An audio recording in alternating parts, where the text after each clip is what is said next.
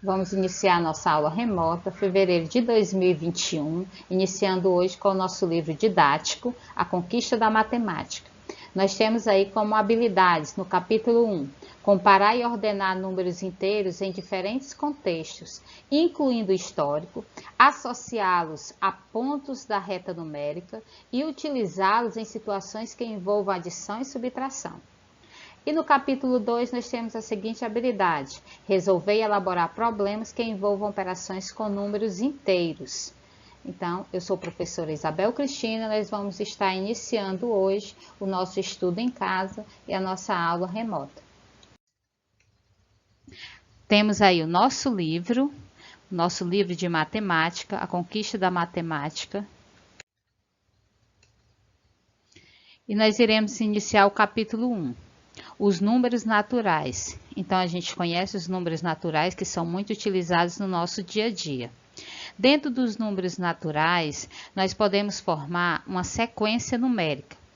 Então, todo grupo de números dispostos em uma determinada ordem é uma sequência numérica em que podemos identificar o primeiro elemento ou termo, o primeiro termo, o segundo elemento ou segundo termo em uma sequência.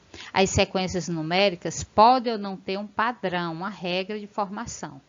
Então, nós temos aí, vocês vão encontrar no livro de vocês essa página, tá certo?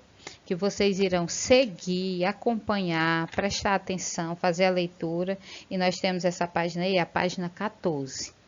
Então, nós temos que as sequências numéricas, se elas podem ter um padrão, como por exemplo, você já pode conhecer, já deve conhecer, não é, a sequência dos números naturais, 0, 1, 2, 3, 4, 5, 6, 7, 8, 9 e assim consequentemente.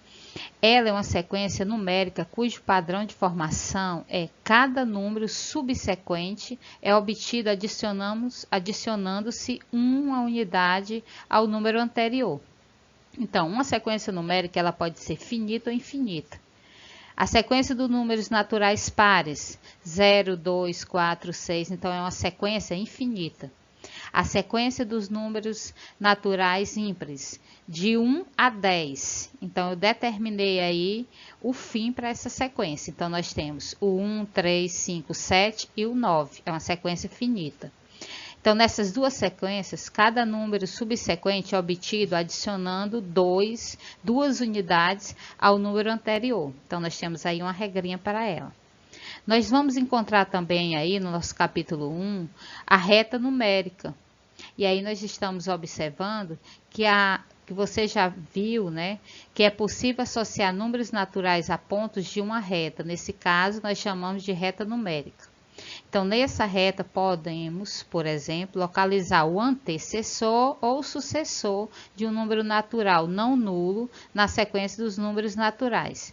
Então, a reta numérica, nós temos aí, a sequência dos números que eles estão indicando aí são 0, 4, 8 e 12. Então, ele está pulando de 4 em 4, está seguindo uma sequência, né, dentro dessa reta numérica. Então, assim, dentro dos nossos números naturais, nós temos os antecessores, os sucessores, temos a nossa sequência e temos também, então a gente pode estar fazendo comparação de números naturais. Então, na sequência de números naturais, podemos comparar dois ou mais números naturais. Para isso, podemos também usar a reta numérica.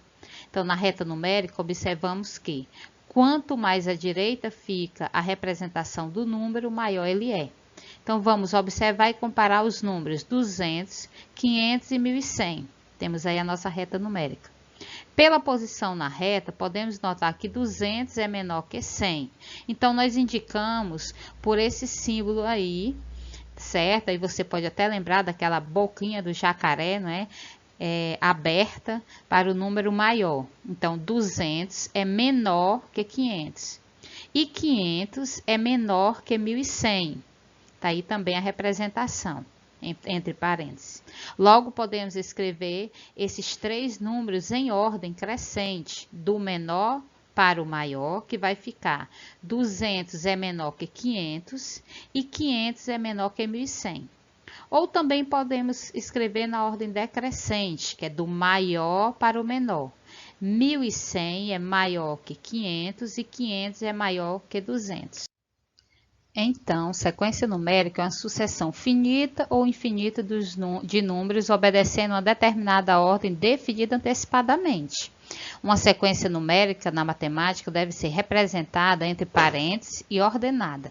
Veja como são representados, por exemplo, abaixo.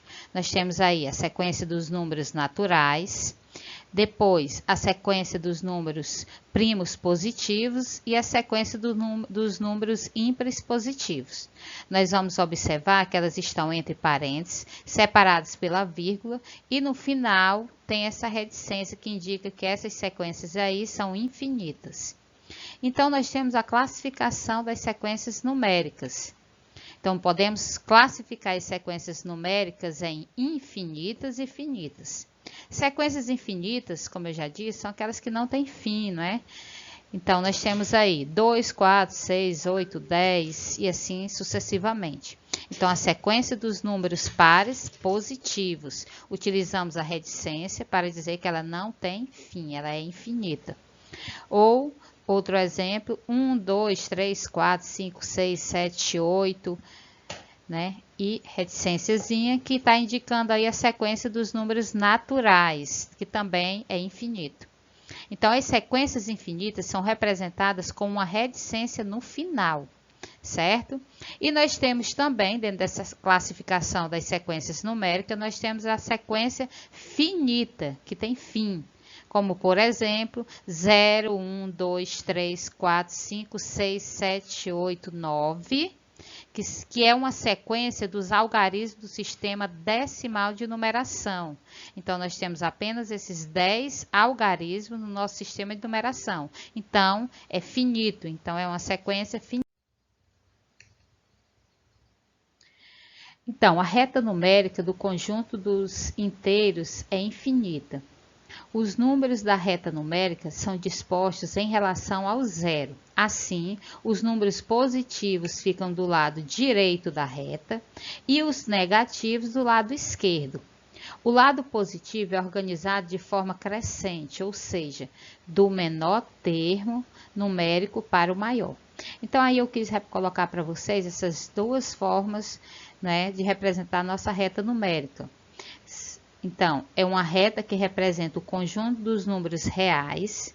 Ela pode estar tanto na horizontal quanto na vertical. E no centro da reta fica o zero, que é a sua origem. Então, nós temos os números inteiros positivos e os números inteiros negativos dentro da nossa reta numérica. E a gente vai estudar um pouquinho mais nas aulas que virão futuramente.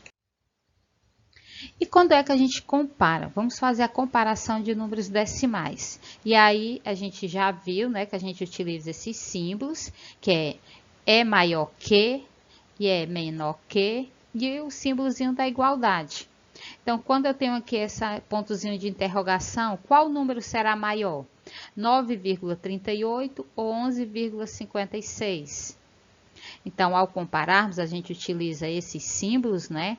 E para comparar números decimais, nós temos que comparar as duas partes inteiras. Primeiro, a gente observa os números inteiros, né? Então, no exemplo aí, 11,56 é maior que 9,38. Se por um acaso a gente for comparar e se as partes são iguais, então compara-se os números representados pelos algarismos das décimas.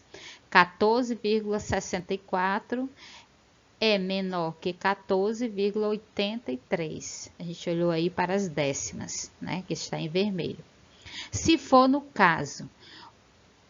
necessário os números representados pelos algarismos das centésimas, a gente observa também aí que está em vermelho, né? Então, nós temos que 23,56 é maior que 23,53. Então, aí a gente fica ligado nessa comparaçãozinha dos números. E utiliza os símbolos, né? Bem direitinho. Então, para hoje, do nosso capítulo 1, nós temos essas duas questões. Responda as questões no caderno, né? Quais primeiros 5 elementos da sequência de números naturais formados a partir do 1, sendo que cada número da sequência é formado pelo seu antecedente adicionado de 3. Então, nós temos aí uma sequência finita, porque são apenas os 5 primeiros elementos que vocês vão estar fazendo com essa sequência. E também vocês vão comparar e vão identificar qual dessas sequências aí, qual desses números, tem uma alternativa dessa que é a falsa. Então, vocês observam, né? Lembra da boquinha do jacaré. Vamos agora para as operações com números naturais. Então, vocês já viram muito, né, a adição e a subtração. Viram também multiplicação e divisão desde o 6º ano, né? Hoje estão no 7º e continuam vendo. Então, no nosso capítulo 2, são situações, problemas, que vocês vão estar dando uma olhadinha, vão fazer a leitura bem direitinho de cada partezinha, como se resolve uma adição, uma subtração, uma multiplicação e uma divisão, para poder estarem fazendo os cálculos para executarem, né? Vocês sabem que no 7º ano vocês têm que dominar essas 4 operações que são básicas. Quem ainda não conseguiu, tá aí uma ótima oportunidade. Revisa aí na página 17 do nosso livro, tá certo? E dá uma olhadinha e vai treinando, vai exercitando para aprender. Então, nós temos aí um resumozinho, né, de cada partezinha, o nome de cada operação. Então, só para relembrar um pouquinho, tá certo? A adição, né, que nós temos aí os termos da adição, parcela, parcela, soma ou total, e temos aí executando essa operação da adição.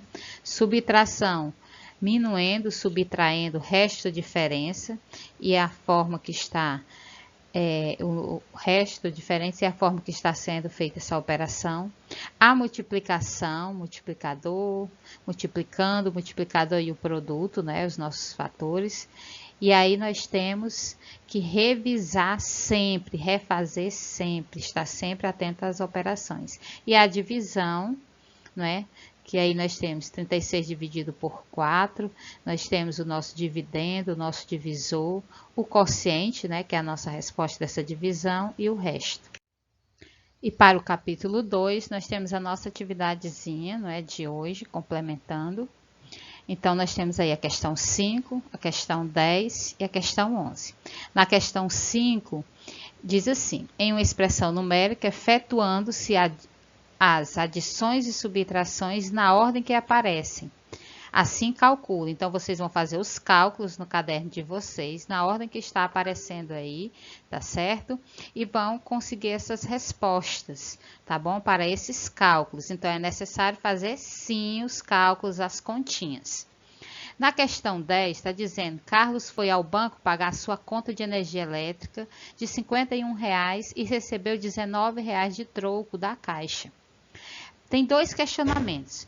Qual foi a quantia que Carlos deu para a Caixa?